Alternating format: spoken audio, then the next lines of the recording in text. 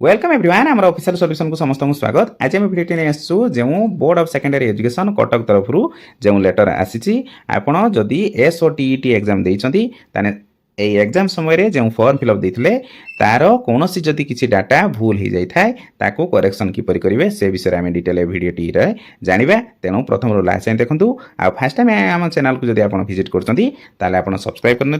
पाखे bell icon को press करने द्वारा आम जो सब भिडियो अपलोड करूँ तार डिटेल इनफर्मेशन पाइपर। तेणु चलतु लेट नक भिडियो स्टार्ट करवा। तेणु प्रथम जदि लेटर ये देखा board of secondary education Cuttack तरफ जो लेटरटी आसी लेटर नंबर रही 1934 एवं डेट रही 1/11/2025।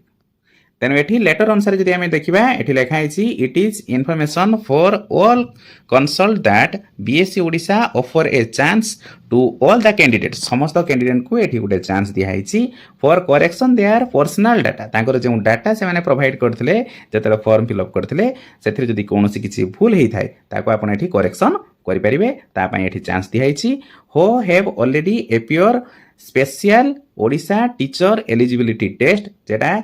SOTET एग्जामिनेशन 2025 हेल्ड ऑन 27/9/2025 ताने 27 तारीख रे जो एग्जाम टी होता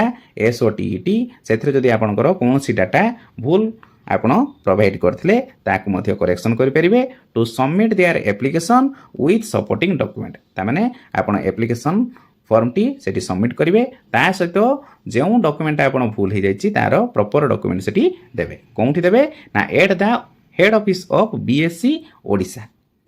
एटा कोठी अछि ना बजरकबाटी रोड रे रही कटक रे आउ एहा आपण एप्लीकेबल हो पारे 1/11/2025 टू 7/11/2025 ताने 1 तारीख रु 7 तारीख मध्य आपण कटक जाई प्रॉपर डॉक्यूमेंट ता सहित एप्लिकेशन देई आपनकर डॉक्यूमेंट को करेक्शन करि परिबे for issues of correct certificate जो सर्टिफिकेट आप पाइबे पास होगा से आपंकर सब डॉक्यूमेंट करेक्ट रहिबो।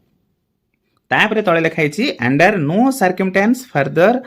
Correction of personal data will be entertain जितेबाला आपंकर सर्टिफिकेट प्रिंट हो जदि आपंकर कौन किसी भूल थाए नेम रे फादर नेम मदर नेम ताले से आउ कौन किसी करेक्शन करा जाय परिबो नाही। तेणु प्रथम आप सर्टिफिकेट प्रिंट करने पूर्वर आप करेक्शन करेंगे। तापर जब ये आम मेम्बर नंबर जब ये देखा copy forward to all district education officer and all block education officer of the state for information and necessary action ताने समस्त डीओ एवं बीओ को मध्य लेटरटी कराई सहित all officers of the board including general office for information and necessary action तापर finance officers assistant secretary finance section BSC Odisha Cuttack for information and necessary action आउ last PS2 president and PA2 secretary for favour and kind information तापर एठी BSc Odisha Cuttack जो secretary अच्छी एठी signature मारी तेणु लेटरटी authentic अच्छी तापर एठी मेंबर नंबर करी copy submitted to the joint director I&PR department government of Odisha Bhubaneswar for kind information and necessary action तापरे जो सब आप डॉक्यूमेंट दिखाई से डॉक्यूमेंट वाइज जदि आप एगुड़िक सब दौरान ताले आपणकर डॉक्यूमेंट रे कौन जदि किसी भूल रही थाए ताकु आप करेक्शन करेंगे।